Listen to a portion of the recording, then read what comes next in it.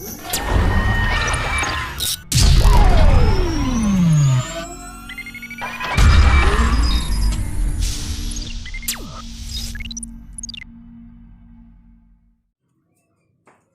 विद्यार्थियों का YouTube channel पर स्वागत है।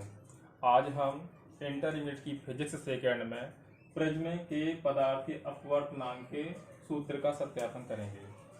हाँ, तो ध्यान दो, इसमें A, B, C हमारे पास एक प्रिज्म दिया गया है कांच का। इसमें AB व AC अपवर्तक पृष्ठ है तथा कोण A प्रिज्म कोण है। इस प्रिज्म पर प्रकाश किरण PQ आपतित हो रही है। यह प्रकाश किरण माध्यम 1 से माध्यम 2 में जा रही है। माध्यम 1 हमारे पास वायु विरल माध्यम, माध्यम 2 हमारे पास कांच एक सघन माध्यम है। अपवर्तन में हमने पढ़ा हुआ है कि जब कोई प्रकाश किरण विरल माध्यम से सघन माध्यम में जाती है तो वह अभिलंब की ओर झुक जाती है। अब ध्यान दो, उसमें हमारे पास MQE एक अभिलंब है। आपतित प्रकाश किरण हमारे पास PQ दी गई है। तो जब ये प्रकाश किरण माध्यम 1 से माध्यम 2 में जाती है तो यह प्रकाश जाना, इस प्रकाश किरण को जाना चाहिए सीधा, तो सीधी में जाकर के प्रकाशन क्या होती है, जो अभिलंब हमारे पास MQE दिया गया है इसकी ओर झुक जाती है। अर्थात इस प्रिज्म में निर्गत प्रकाश किरण हमारे पास प्रिज्म के अंदर QR है। अब यह प्रकाश किरण माध्यम 2 से माध्यम 1 में जा रही है। तो जब प्रकाश माध्यम 2 से माध्यम 1 में जा रही है तो माध्यम 2 हमारे पास कांच सघन माध्यम, माध्यम 1 हमारे पास वायु एक विरल माध्यम है।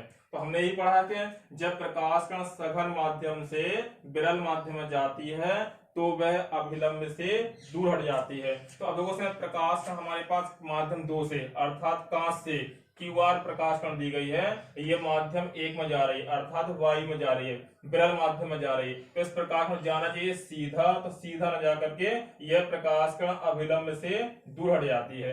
दूसरे पृष्ठ के लिए अभिलंब हमारे पास है NRE, तो यह प्रकाश किरण अभिलंब से दूर हट जाती है। इतना समझ आ गया ना ये।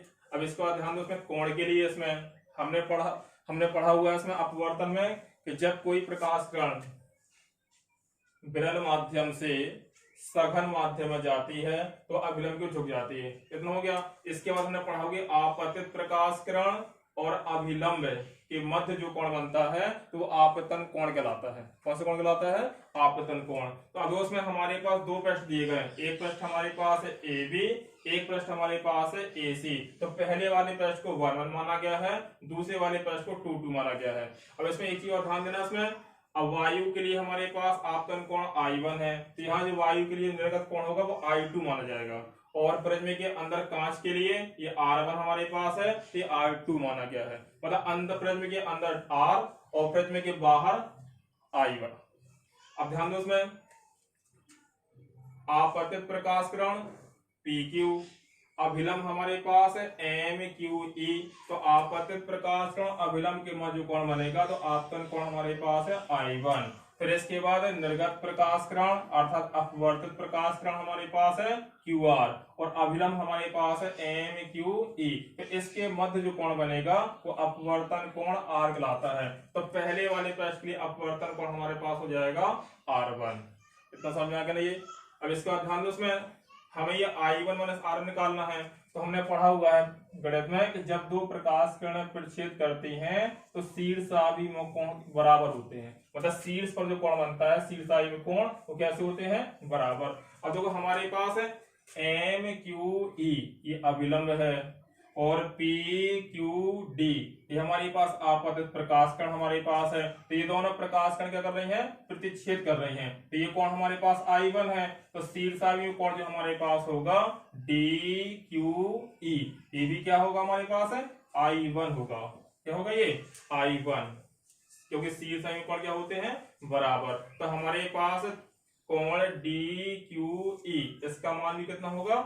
I1। अब इसमें हमारे पास है आर क्यू ई, ये कितना है R1। तो ये पूरा कोण हमारे पास I1 है, ये R1 है, तो शेष कोण जो हमारे पास है DQR, इसको निकालेंगे तो पूरे कोण I1 में से R1 को घटा देंगे, तो शेष कोण जो हमारे पास DQR होगा, ये हो जाएगा I1 माइनस R1। उसको हम लिख सकते हैं कोण DQE, DQE कितना कोण हमारे पास है ये I1, तो ये आ जाएगा I1।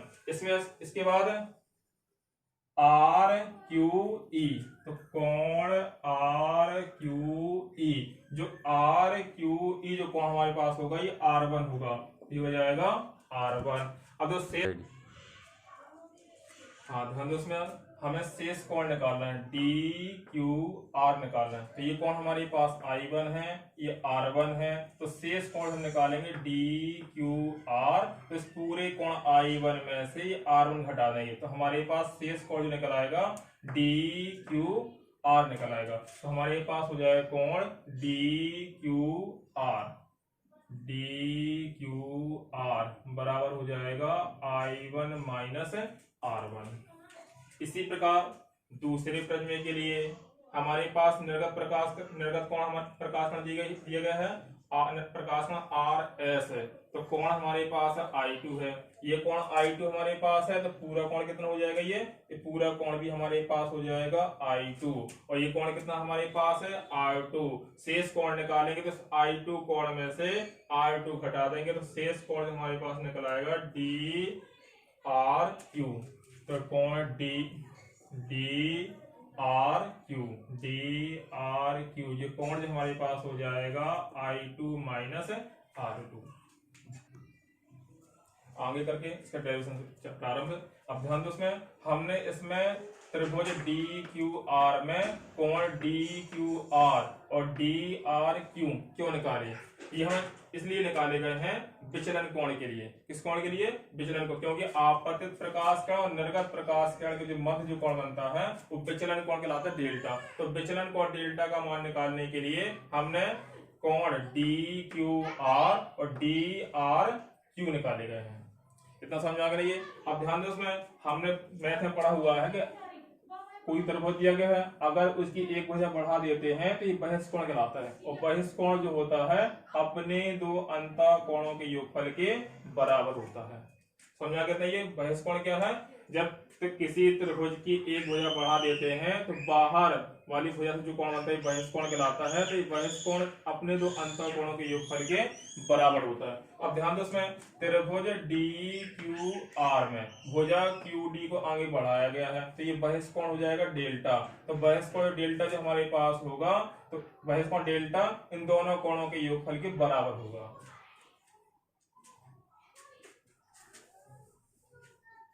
हाँ ध्यान दो, आगे और इसमें अब इसका हम निगमन करेंगे। इसमें कितना सबको समझ आ गया ये।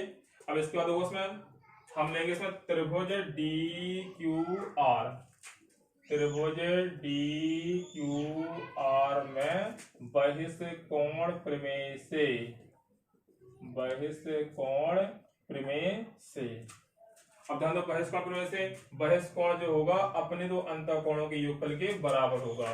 तो हमारे पास बहिष्कोण डेल्टा बराबर इन दोनों कोणों के योगफल के बराबर, अर्थात त्रिभुज कोण DQR, कोण DQR प्लस कोण DRQ, कोण DRQ बहिष्कोण जो हमारे पास है दो अंतःकोणों के योगफल के बराबर होगा। अब DQR का मान कितना है I1 माइनस R1, हम लिख सकते हैं डेल्टा बराबर इसका मान I1 माइनस R1 प्लस है कोण DRQ का मान जो हमारे पास DRQ का मान है I2 माइनस R2, ये हमारे पास I2 माइनस R2 आ जाएगा ये।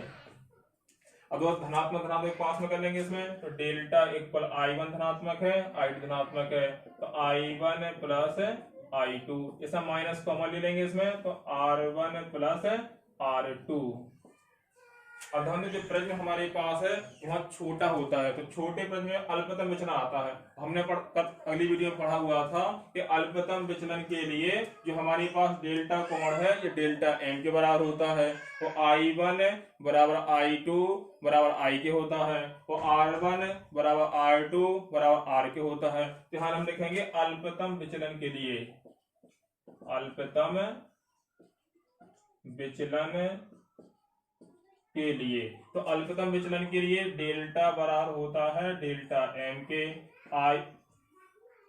I1 बराबर I2 बराबर होता है I के, R1 बराबर R2 बराबर होता है R के। तो ये मान इसमें रखें अल्पतम विचलन के लिए, हमारे पास आ जाएगा डेल्टा एम इक्वल I1 और I2 बराबर हैं I प्लस I, फिर इसके बाद माइनस R1 का मान R है, R2 का मान R है, तो हमारे पास ये आ जाएगा डेल्टा M इक्वल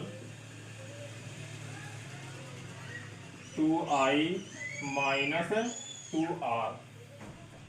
समीकरण नंबर ये पहला। अब ध्यान दो, इसमें प्रिज्म के लिए हमारे पास अपवर्तना का सूत्र होता है n बराबर sine A plus delta M बटे 2 अपॉन साइन A बटे 2। तो इसमें हमारे पास डेल्टा M आ रहा, प्रिज्म कोण A आ रहा, प्रिज्म कोण A की आवश्यकता और है।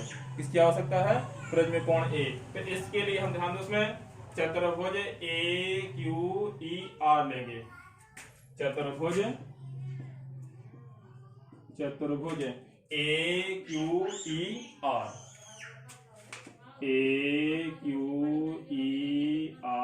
में। अब हम उसमें जो चतुर्भुज AQER दिया गया है, तो ये हमारे पास अपवर्तक पृष्ठ है, ये अभिलंब, तो कोण कितना है इसका? वो पूरा 90 अंश का। इसमें हमारे पास ये अपवर्तक पृष्ठ है, ये अभिलंब है, तो कोण कितना इसका होगा? ये 90 अंश का। तो 90 ये 180। चतुर्भुज के चारों कोणों का योगफल होता है 360, तो 90 और 90 180 निकल गया, तो अन्य दो कोणों का जो योगफल होगा वो 180 अंश होगा। तो हम लिख सकते हैं कोण A प्लस कोण E बराबर 180 अंश। कोण A प्लस कोण E बराबर 180 अंश। समीकरण नंबर दूसरा। अब ध्यान दो, उसमें हमें लाना था प्रिज्म कोण A आ गया है, लेकिन इसके साथ में कोण E और आ गया है, तो कोण E को हमें खत्म करना है। तो कोण E को खत्म करने के लिए कोण E हमारे पास ही है, हमें किसकी आवश्यकता है? R R2 की आवश्यकता है। तो इसके लिए हम त्रिभुज QER ले लेंगे। त्रिभुज में तीनों कोणों का योगफल 180 अंश होता है, तो हम त्रिभुज QER ले लेंगे। त्रिभुज QER में तीनों कोणों का योगफल 180 है, तो R1 प्लस R2 प्लस कोण E बराबर 180 अंश। तो R1 प्लस R2 प्लस कोण E बराबर 180 अंश। समीकरण नंबर ये तीसरा हो गया। हाँ, ध्यान दो उसके आगे। अब ध्यान दो, उसमें समीकरण दूसरा और तीसरा दोनों समीकरण 180 अंश के बराबर हैं। दोनों की हमारे पास राइट हैंड साइड बराबर है, तो हम लेफ्ट हैंड साइड को बराबर कर सकते हैं। तो समीकरण 2 व 3 से, समीकरण 2 व 3 से। अब ध्यान दो, उसमें समीकरण दूसरे और तीसरे में दोनों 180 अंश बराबर हैं, तो दोनों की हम लेफ्ट हैंड साइड को बराबर कर सकते हैं। तो हम लिख सकते हैं कोण A प्लस कोण E बराबर R1 प्लस R2 प्लस कोण E। R1 plus R2 plus कोण E, कोण E से ये कोण E कट जाएगा, हमारे पास ये आ जाएगा कोण A बराबर। अब R1 और R2 अल्पतम विचलन की स्थिति में दोनों कैसे हैं? बराबर। तो R1 के स्थान पर R लिख सकते हैं, R2 के स्थान पर R लिख सकते हैं, तो हमारे पास आ जाएगा R प्लस R, तो कोण A बराबर आ जाएगा 2R। तो R बराबर हमारे पास आ जाएगा कोण A बटे 2। अब ध्यान दो, उसमें हमें प्रिज्म के अपवर्तनांक के सूत्र का सत्यापन करना है। जो प्रिज्म हमारे पास है कांच का है, पारदर्शी है, तो एक हमने पढ़ा हुआ है अपवर्तन के लिए स्नेल का नियम। स्नेल नामक वैज्ञानिक ने कहा है कि जब भी कोई प्रकाश कण एक पारदर्शी माध्यम से दूसरे पारदर्शी माध्यम में जाती है तो हमारा नियम लगाना भूलना नहीं है, मतलब अवस्थ लगाना है। तो अर्थात हमें स्नेल का नियम लगाना है। तो स्नेल का नियम होता है n बराबर sine I upon sine R. तो इससे हमारे पास अपवर्तनांक के सूत्र का सत्यापन होगा। अब ध्यान दो उसमें, तो हमारे पास कोण r निकल आया, हमें आवश्यकता है कोण I की। तो उसमें हमारे पास हमने पढ़ा है कोण A बराबर 2r। तो समीकरण 1 में हम इस क्या कर सकते हैं, 2r के स्थान पर हम कोण A लिख सकते हैं। तो इसकी सहायता से हमारे पास आपतन कोण I का मान निकल आएगा। तो हम समीकरण 1 से, तो समीकरण 1 में 2r के स्थान पर कोण A रखेंगे। तो समीकरण 1 से, समीकरण 1 से तो ये आ जाएगा delta m equal 2i minus 2r के स्थान ले सकते हैं a, कोण A। अब हमें किसका मान निकालना है, I का। तो a को हम इसका पक्षांतर करेंगे, माइनस का है तो प्लस का हो जाएगा। तो प्लस का a प्लस डेल्टा m बराबर 2i। तो I बराबर आ जाएगा a प्लस डेल्टा m बटे 2। तो हमारे पास आपतन कोण I का मान निकल आया और अपवर्तन कोण R का मान निकल आया। तो स्नेल के नियम से, स्नेल के नियम से, स्नेल के नियम होता है n बराबर sine I upon sine R। अब हम क्या करेंगे इसमें, इस स्नेल के नियम में कोण I और कोण R का मान रखेंगे। तो हमारे पास अभीष्ट प्रिज्म के पदार्थ के अपवर्तनांक के सूत्र का सत्यापन हो जाएगा। तो रखा इसमें, तो n बराबर साइन, अब I का मान कितना है, a प्लस डेल्टा m बटे 2। तो a प्लस डेल्टा m बटे 2 अपॉन साइन R का मान कितना हमारे पास है, R का मान a बटे 2, कोण लगाने की आवश्यकता नहीं है, तो a बटे 2। तो हमारे पास ये आ गया n बराबर sine a plus delta m upon 2 upon sine a upon 2। तो ये हमारे पास है प्रिज्म के पदार्थ के अपवर्तनांक का सूत्र हो गया। यही हमारे पास अभीष्ट प्रिज्म के पदार्थ के अपवर्तनांक का सूत्र है। आज के लिए इतने पर्याप्त है। ठीक।